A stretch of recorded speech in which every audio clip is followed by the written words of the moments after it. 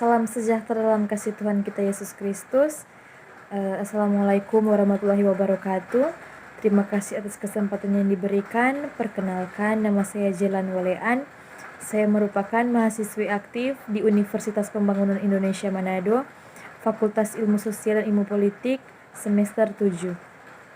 Nah, di kesempatan kali ini izinkan saya memaparkan video singkat tentang keadaan sosial, ekonomi, dan politik di kawasan Asia Pasifik di MK Kepasifikan dengan dosen pengampu yang terhormat Nerionisius Ma'arisit, SIP MSI. Nah, pada saat ini kita langsung saja masuk pada pembahasan dan selamat menyaksikan.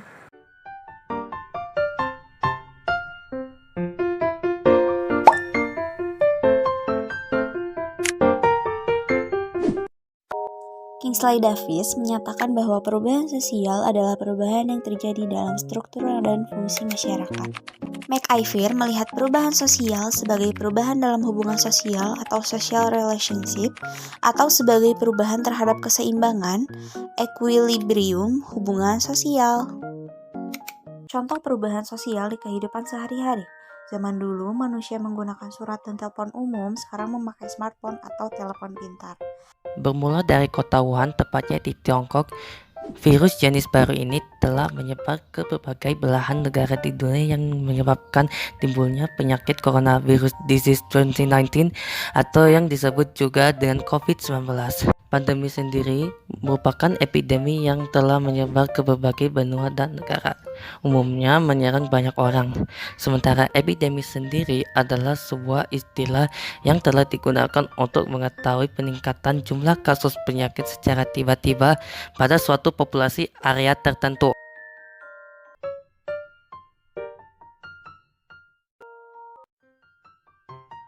Dampak pandemi COVID-19 di bidang politik. Beragam persoalan di segala sektor mengemuka akibat dari mewabahnya pandemi COVID-19.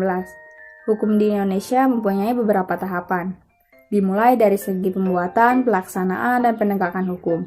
Pembuatan hukum saat ini dalam arti hubungan antara pemerintah dan DPR untuk membuat produk-produk legislasi masih tetap berjalan seperti biasa, namun dengan pola yang berbeda. Rapat dan pembahasan pun melalui media online. Menurut Mahfud MD, dampak yang sangat terasa yaitu tingkat kriminalitas umum di beberapa daerah mengalami peningkatan signifikan yang disebabkan oleh situasi pandemi yang melumpuhkan ekonomi.